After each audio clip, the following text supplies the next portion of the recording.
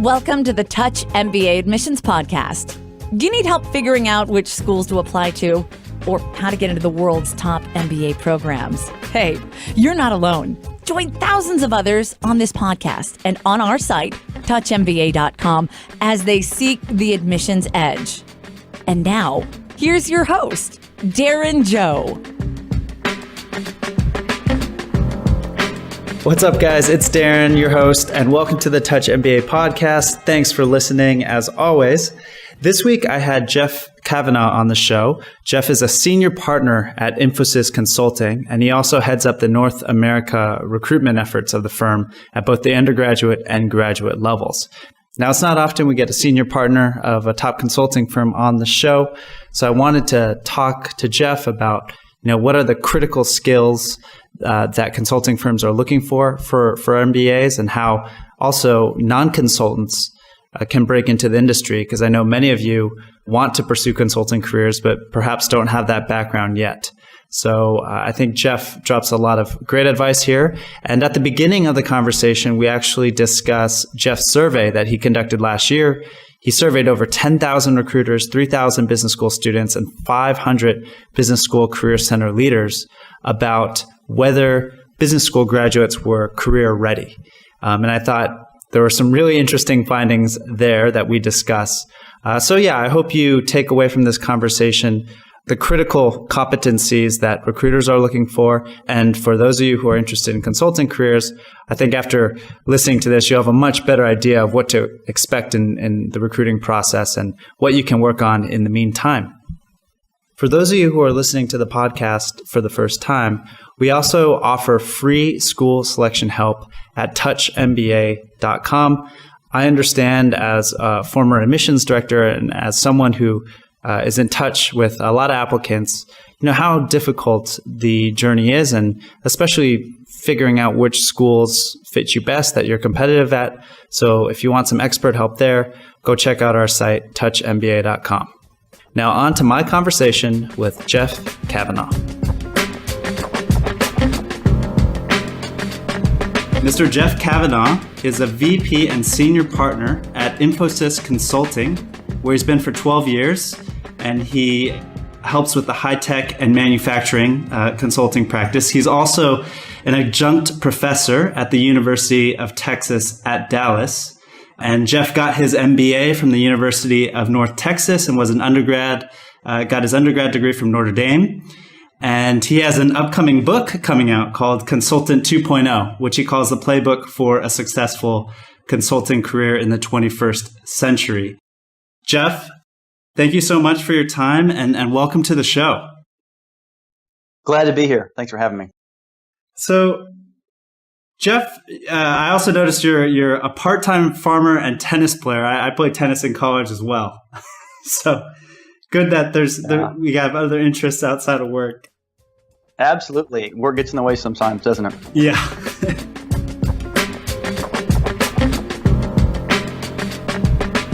Your Twitter bio says that there's a world of skill separating an MBA graduate and a world-class consultant. And that's what I'm here to teach. And both these topics are so critical to our audience, MBA applicants targeting elite business schools across the world. So I'd like to focus on two topics. The first is your business school career readiness study that you recently published in December of last year. Very interesting. And then I'd also like to pick your brain about consulting careers. And we have many listeners who want to get into the consulting field. And I know you recruit consultants straight from business school. So I'd love to get your thoughts on that as well. But if we could first start with this career readiness study that you undertook.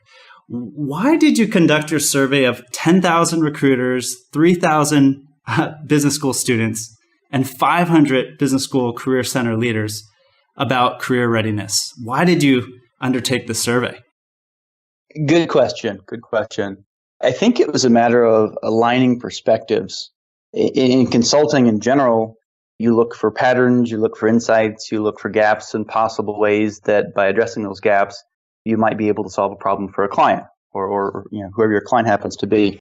And as you mentioned in your introduction, My day job is leading a consulting unit for a business and technology consulting firm. And so obviously we hire people, we train and develop them. So we see what's needed in the workforce, especially with our clients.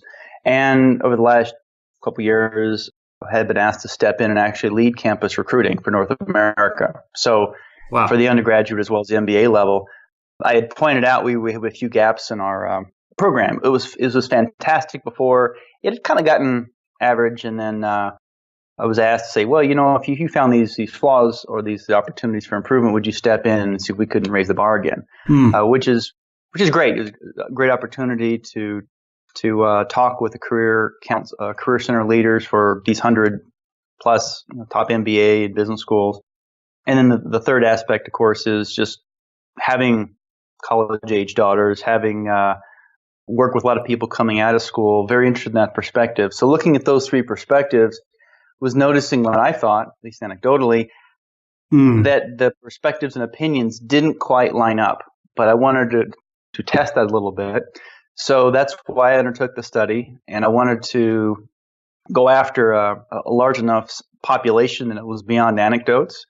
Some of these questions are never completely scientific because you're dealing with human beings and their opinions at any point in time. But at the same time, I thought that since even among the most rigorous, like the National Association of Colleges and Employers, which is one of the biggest groups out there, even they didn't really seem to get all three of those perspectives. So that's what I did. Yeah, and what did you find? I mean, I think, I've read your blog post about it, which I'll link to in the show notes of this episode so all our listeners can read it. But if you could kind of explain what you think were the key findings of that survey. You bet. Well, first of all, it's also interesting because the business, of all master's degrees, the business master's degree, or the MBA for short, has over the years just continued to increase in numbers. In fact, it was 2012 when it overtook the master's in education, as the most popular master's degree in the U.S. And it's gone even farther as far as the most popular since then. So it is worth looking at. As important as the other ones are, it's 10, 15 times the number of law degrees, and it dwarfs many of the others. So it's certainly worth looking at. The other thing is it's been widely seen as a predictor or a path to, if not wealth, certainly affluence or higher income. And I was also curious, do you think that will be the way in the future? Because it's important that we don't make decisions looking in the rearview mirror driving, correct? So, careers as well, it's like chasing a stock that just popped over the last few years and it's about to take a dive. So part of the reason for the study as well, the survey, was to think about attitudes going forward. So as far as findings, one of the things that was interesting is that the students and the Career Center counselors all felt pretty good about the preparedness. And again, the key question is preparedness and future-proofing your career going forward. It wasn't, were the professors good? Did you have a good experience? There's a lot of interesting things about the college experience, but this was very specific about career readiness. Yeah. And an opportunity to excel, not just survive, but excel in the future. And both the students and the university Career Center leaders felt by about between 60 to 67% that they were either kind of okay with or very positive about what they got. And about a third were lower on the scale. And I used 1 to 10 scale and a very light application of the Net Promoter Score, which is, am I in favor of it? Am I neutral or against it? And it's a slight different application, but the idea was to categorize. What was interesting, though, is the percentages were reversed for recruiters. And I targeted the people in charge of human resources and in charge of recruiting, talent acquisition, because those are, of all the other people you could talk to at a business, I think the graduates care most about the recruiters, at least for, until they actually get on board. So it's actually flipped. So 2/3 of them felt that it was not quite ready. And I thought it was very interesting because these same people coming out, you had two different sides of the different perspectives. And so with that broad gap identified, again, it's a perception gap, that want to dig a little deeper and say, okay, what skills do consultants need to be career ready? And so the eight major ones that are out there, actually there were 7, I added one, are areas like critical thinking and problem solving. That's a big one.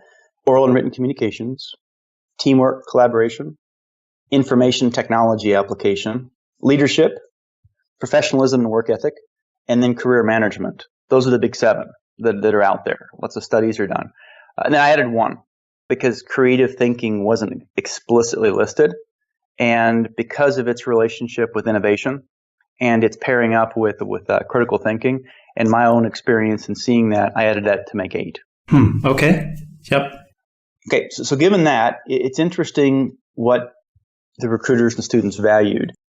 Critical thinking across the board. And it's funny because people don't necessarily call it a glamorous skill, and yet people said, yes, it's very important. The employers said, we need people with those skills, and the students were saying, yes, we want that it's important. Professionalism and work ethic was rated very highly by the recruiters, but not so much by the students. Not sure if I would read too much into that. Career management was rated very highly by the students, not so much by the employers. Okay. And then the communications wise, it was rated really highly by both parties. And so those 4 skills were the highest. And then communication was also pretty high. And then given those skills as far as importance, it was interesting to see, well, they might be important, but what's actually proficient? How did people do against those? I think that's where the gaps really emerged. The students thought a little more highly of themselves than the recruiters, which you can kind of say tongue in cheek. Maybe it's a self-confidence bias, especially in areas like career management, where in softer skills, there was a decent gap, more than a 20% gap, some cases 30% or more, between what the hiring managers or recruiters thought and the students themselves. The work ethic was the biggest one. And you can say all you want about millennials, about the employers. And I think rather than passing judgment, I think the biggest thing is that there is a perception gap. And I know that the university career centers have people dedicated to that. It's just, I think the things they're focusing on weren't quite the same, like career management skills, being flexible. Those are all great. I think there's some good old fashioned, not beyond the work ethic and professionalism. I think it's also the ability to step in quickly and be professional, to be able to tell the stories, not just be quantitative, and also have critical thinking skills where instead of just following what you're told to do, being able to identify problems on your own and be able to prioritize and deal with ambiguity. That's a big thing, and we deal with consulting especially. We'll talk about that here probably in a few minutes. So I think that was the biggest finding coming out, is that there was a slight gap in what were perceived proficiencies, and also the degree to which that maybe the recruiters valued 1 or 2 of the areas. And how much of this population was comprised of MBA students specifically?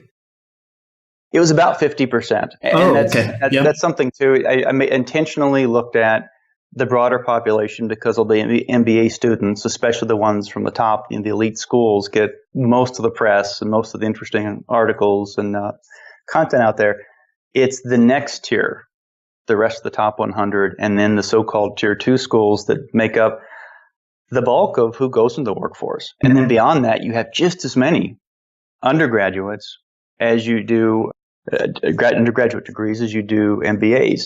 And there are a lot of employers, ours included, that highly value a business school degree, especially from a good school, for the undergraduates. Nothing against the MBAs. It's just we like the ability to hire young athletes and talent, train them ourselves, and they're very hungry. They want to learn, and they're, like I said, we call it the best athlete approach sometimes because they have a very good foundation, and then we can give them our own dose of next level of training. So we hire at both levels. So I thought that to ignore the undergraduate business school degree might do it a disservice. And those findings of perceived proficiency in terms of the differences that recruiters and students had of themselves. That was pretty similar across both populations, right? MBA and undergrad. Yes, it is. It is. And the reason I'm some level of confidence on it is I look at thousands of resumes, dozens of interviews each year, and of actually managing literally across hundreds of candidates down to scores on case interviews. And because we're trying to normalize our standards in hiring, so that if we're hiring somebody from the Ivy League or the Pac-10 or Big Ten or a specialized school or independent, that we're using a similar yardstick, and it's not just, that alumni that went to recruit who was kind of biased, or maybe somebody that only has been interviewing on campus for a year or two versus someone that's done it for several seasons. It's an imperfect science, and no, we don't have bots and AI doing all of our recruiting for us. We maybe that's something over the horizon, but for now, we do try to have a common set of objectives and criteria to start as far as screening and filtering. Certainly fit and certain behaviors for our business are very important. They probably vary by industry, but certainly for consulting, we look for certain things. And so I look across a pretty broad population of schools and talk with the Career Center counselors.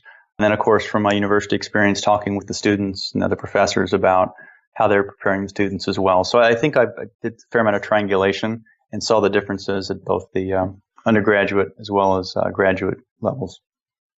No, absolutely. And it's, really interesting for me, as someone who's watching the industry to get this type of study, which I don't see very often. And, just to tell our audience, just to give some examples.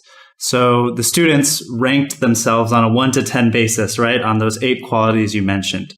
The most important for recruiters being like professionalism, work ethic, critical thinking, team collaboration, right? Communication.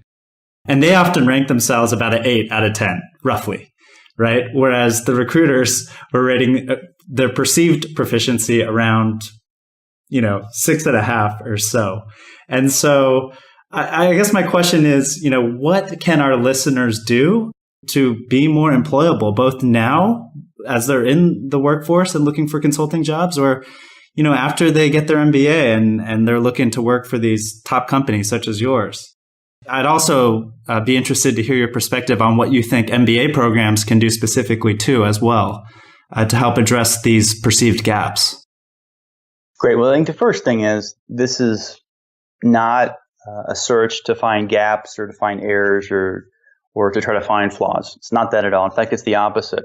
I think that in this era of nano degrees and Coursera and Udacity and all these different programming boot camps popping up, everyone's saying the end of formal education. Everyone should have these specialized sets of online courses and experiences, and down with the old establishment.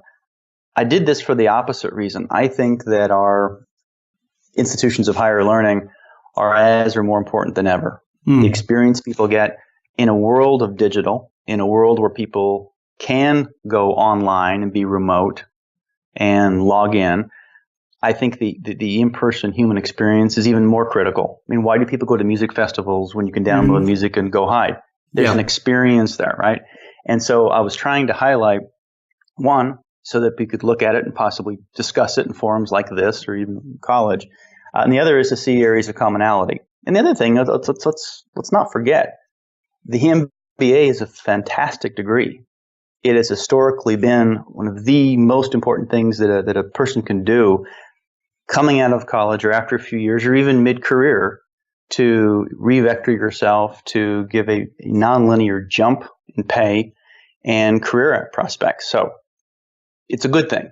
The question is, what about in the future with artificial intelligence and automation and globalization and all these nonlinear things we read about, like with cloud and mobility and the Moore's law continuing off into the distance. So that was the intent behind it, is just to see how can we keep the MBA and the business school relevance, and in some cases maybe help it even become more of a center of innovation and learning. So to address the gap, I think first of all, it's also to note that universities take a bit of a longer term view. They can and they should. And employers are in the here and now. So sometimes there'll be a gap because the real world zigs and zags more frequently than an institution can. And that's okay, because you also need a place that isn't so frenetic or attention deficit starved or just otherwise the whipsaw. Think about it, every 2 years that you went in or every year your curriculum changes as a college student. It would drive you crazy because maybe you couldn't even graduate in your 4 years because the requirements changed. So you need some level of stability. Having said that, I think the fact that the recruiters are closer, I'll call it zero distance to their end customer, which is the manager doing the work or their company's customer, is they get a clearer sense of what professionalism is, of what's needed to solve problems, and there's a refinement. Now, part of it's experience. But one of the reasons I love working with junior talent, some of our young consultants, is that I believe there are certain behaviors, certain skills you can learn that you can actually accelerate and get competence faster. I think in some cases, if you do it right, you can really pull it forward. A year of good consulting experience, for example, can be worth 2 or even 3 years industry if you get the right experiences. And I think in school, colleges have taken steps. For example, internships. That's been a great development over, I won't say it's recent, but it is recent, I think, for a broad base across colleges, the true value. Because all of us in the workplace or the workforce want people with internships and experience, which goes back to the professionalism, which goes back to a work ethic. It's not that someone's lazy. These folks are working their tails off, but sometimes it's hate to say it, but an academic kind of work where you're following a process to get the grade, to do you're trained. I mean, you've had 18 years or plus of doing that. It's a different kind of experience. I think the elite schools and several forward-thinking schools have introduced some of these experiential other types of skills into their curriculum. It's just, again, I don't know that it's as pervasive, and there is still some stagnant thinking out there, especially where you start to get into some of the courses that maybe people perceive as not changing as much. That are foundational. That's one of the things that where I do my adjunct work, University of Texas at Dallas. It's a rather large campus, and when they asked me to be on the board, they were the advisory board.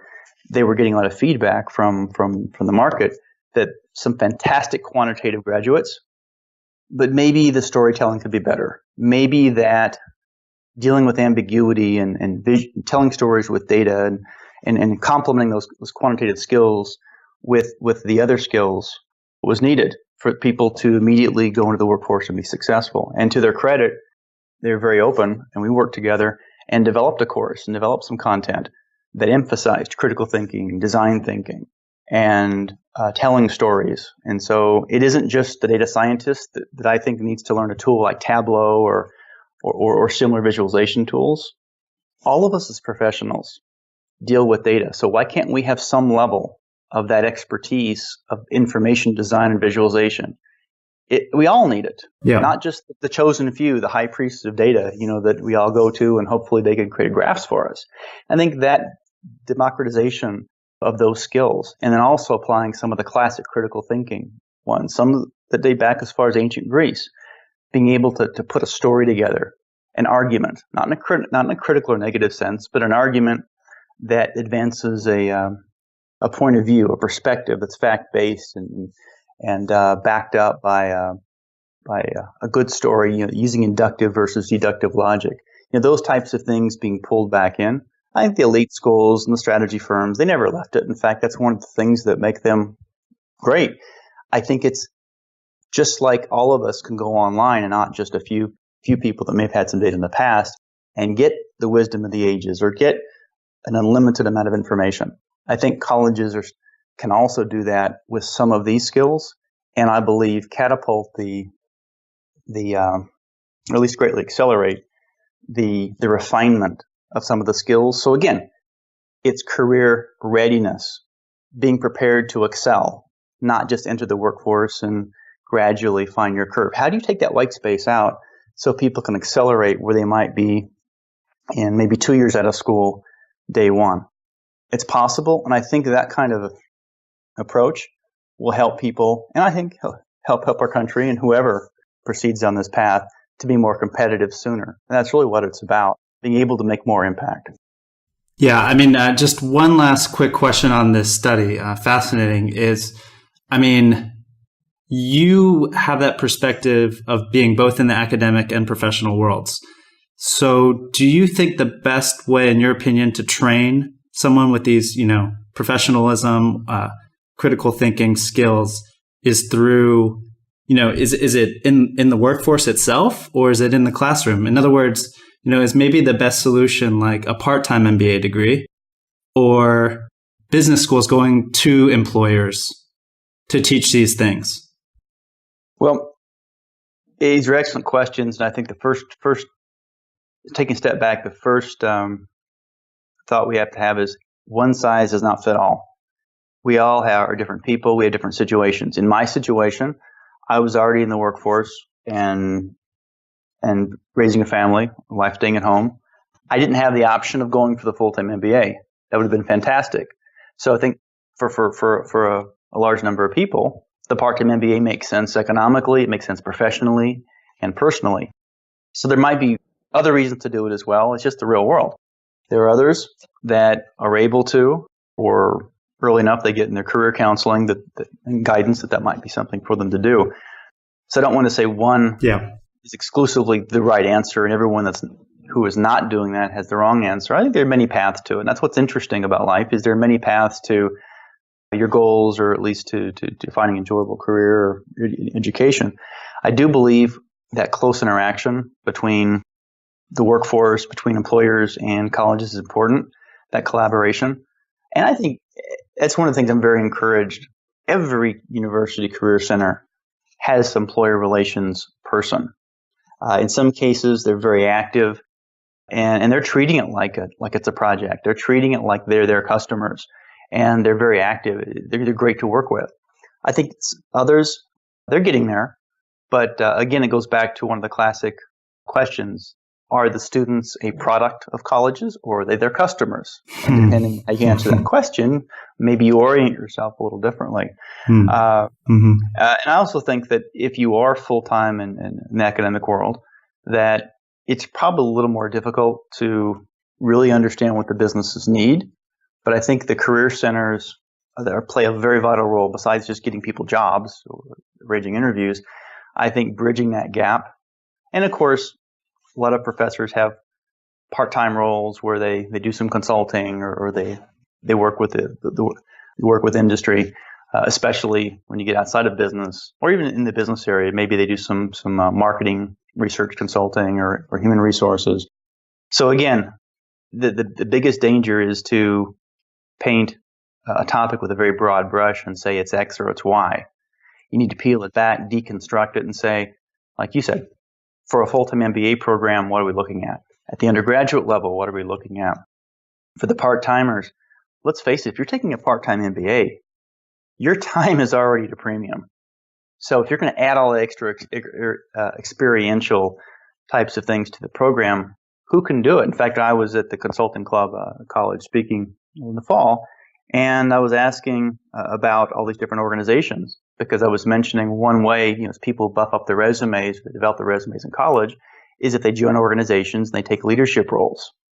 If somebody is the VP of marketing for their fraternity or for their organization, and they practice and develop skills in marketing, that's very legitimate to put on a resume and talk about in an interview. And in fact, that's really helped some of the people we've interviewed over the years advance a position that's what they wanted to do and join our firm or someone else's firm. The problem is, if you're flat out, you're paying for your degree, you're working, you have a part-time, then where do you find that time? So I think the ability to take part in some of those very worthwhile extracurricular organizations and take leadership roles, there's the real world. You've got 168 hours in a week, and how you divide that out. And if you try putting too much into that finite capacity, then you dilute the efforts of everything else you're doing. So it is important to take a portfolio view and say, where are you going to focus? And not just I think this is a problem of education, or it's a temptation, maybe we should say, at all levels, is that because more is needed, you just keep shoving more and more into the bag. Only holds so much. And so you want to make sure that you make part of strategy is saying no. What are you not emphasizing today so that you can emphasize something else and hopefully develop some proficiency in foundational skills?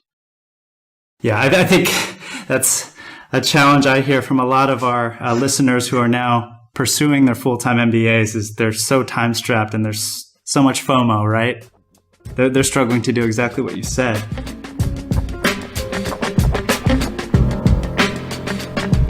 If we can kind of shift gears and talk about consulting careers.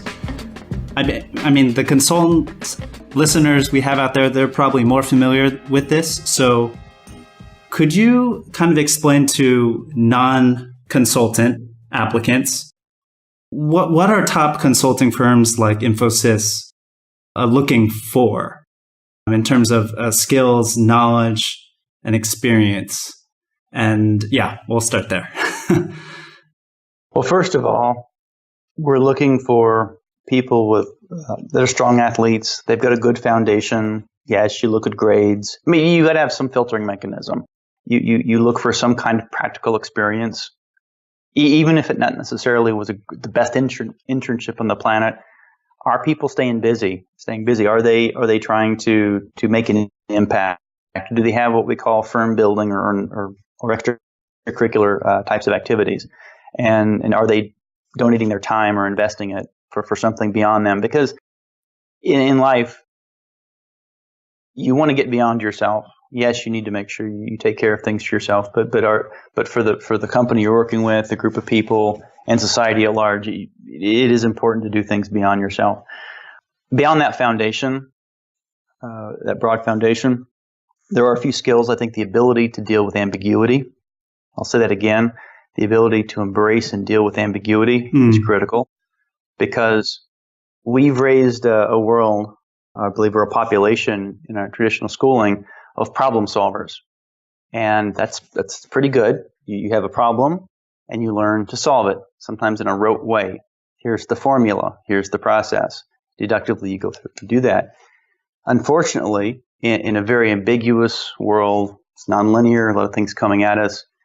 Sometimes you need to find the problem first. I think a medical doctor is probably the best example. You go to a doctor and you have a symptom. They diagnose you, and then you get the treatment. Then you get the prescription. And I think that's an important concept. And that's one of the reasons design thinking is so important. If you've heard the term, is that it's about displaying empathy and understanding and analyzing, widening the problem space so then you can prioritize and hone in on the right problem. And then you can flare out and diverge and then converge. You brainstorm and ideate, and then you hone in on the right answer. Find the problem, then solve the problem. So I think that's an important skill, and you can test for it with cases. That's one of the reasons why the case method and case studies and case interviews are important for certain firms, including ourselves, because you're able to test for that, not just problem solving, but the broader ability to work through a problem, to frame it, to draw upon frameworks and methods, and then work through it. And also, it's stressful. And the ability to work under stress. We're not shining a bright light like we're grilling somebody in the police interview. That's the real world for us. For our workers, our consultants are at clients working on some of their most difficult, high-profile problems, technical or business. And regardless of the firm, you want to test for the things where your employees will be working during the interview process. So I think that's an important concept as well, the ability to frame and work with ambiguity. And then there's an intellectual curiosity. Can people lean forward and want to solve problems? Or is it more of a passive, I'll just work through it and put my time in? And it's not just work ethic, it's an intellectual curiosity. And do you think, those skills that you spelled out for us are similar for MBA graduates In other words, sorry, are those skills the same for undergraduates as for MBA graduates, or are you looking for something more from those MBA graduates? Well, obviously, we're looking for more. They do have more skills, more academic schooling, at least a year or two. Yeah. And the reason, I think the broader world doesn't realize that the reason MBAs typically have a nice bump in pay, or there is a big difference, is you're not just getting an extra year or two of school. You've got 3 to 5 years or more of practical experience in the workforce. Yeah.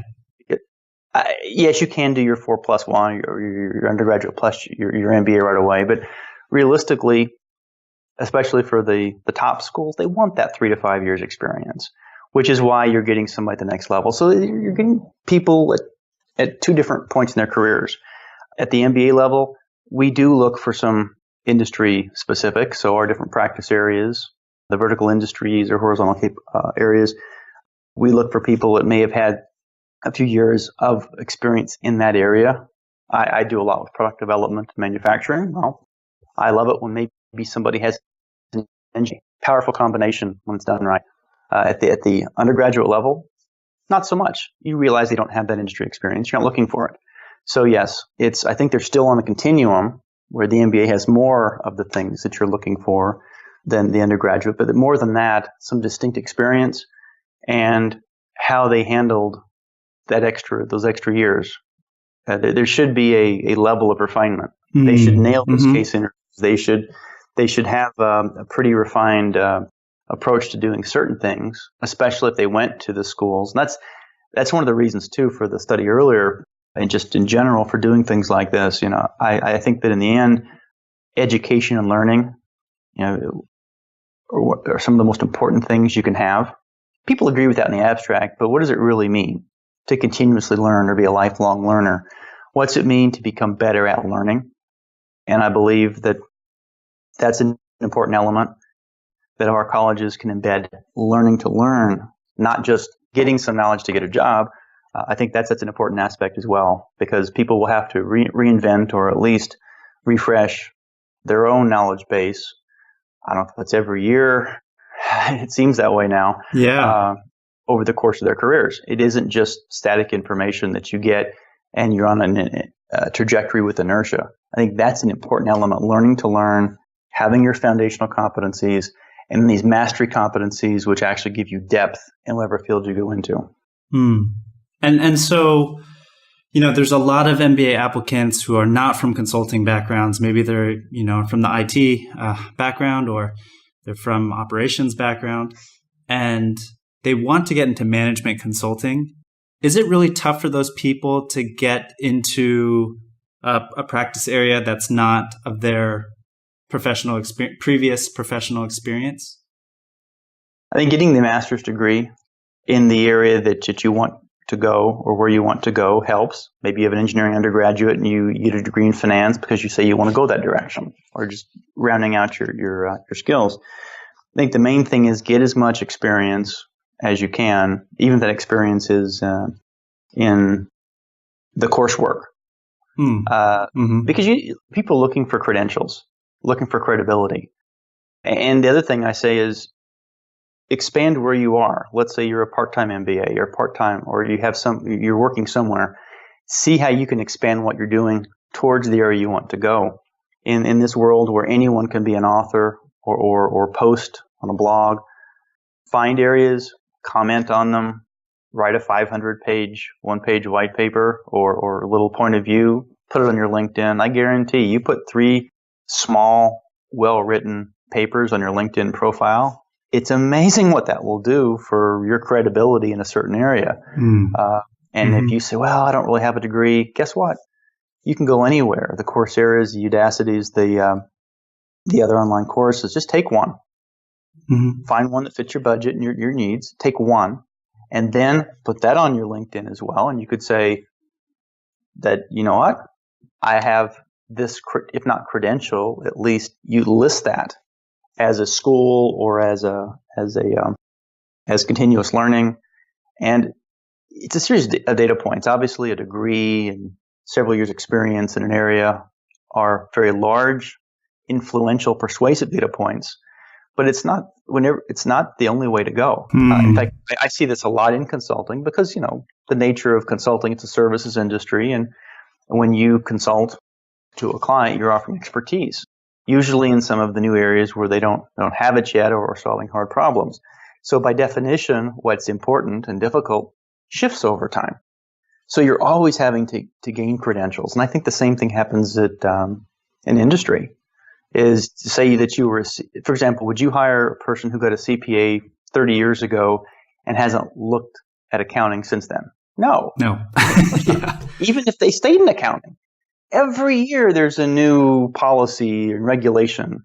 Every year there is some update on impact of technology and implications and revenue recognition and God knows what else. So I think it's a matter of being current, and also it's not just what you know or who you know, it's who knows what you know. So making sure that in your discussions and on LinkedIn and your resume and whatever capacity you have to share it, that people know the things you want to emphasize, which goes back to oral and written communication and the ability to frame your thoughts in such a way that that person you're speaking with to directly, or that broad audience that your online post needs to reach, that you've tailored the message for them. And that's people don't realize that they have a lot more influence over what they communicate and how than they might think. And the other nice part about it is in an agile sense, just like startups that are honing their products over the course of, many times over the course of months, you can update and revise your message as often as you want. And it might be version 25, where it finally states it the way you want. It might take you 25 revisions, just like Edison and his 2000 versions of the light bulb. So I think it's important that people don't just create something and say, well, there it is. Challenge yourself.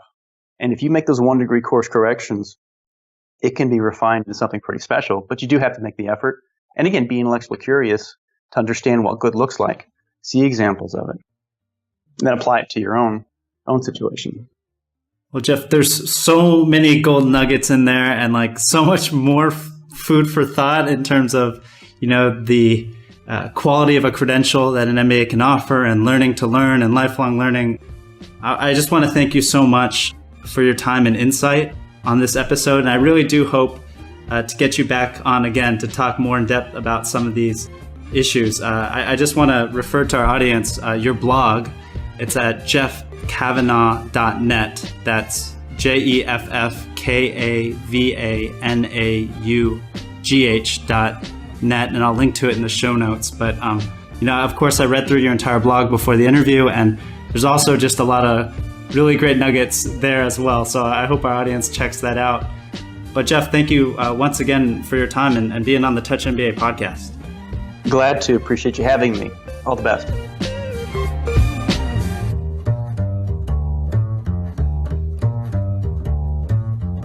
Thanks for listening to the Touch MBA podcast. Don't be shy. We have a mailing list. Go to touchmba.com and get yourself signed up. And we'll keep you posted with the best tips and insider interviews on how to get into your #1 school. You can also find us on Twitter and Facebook at Touch MBA. See you soon.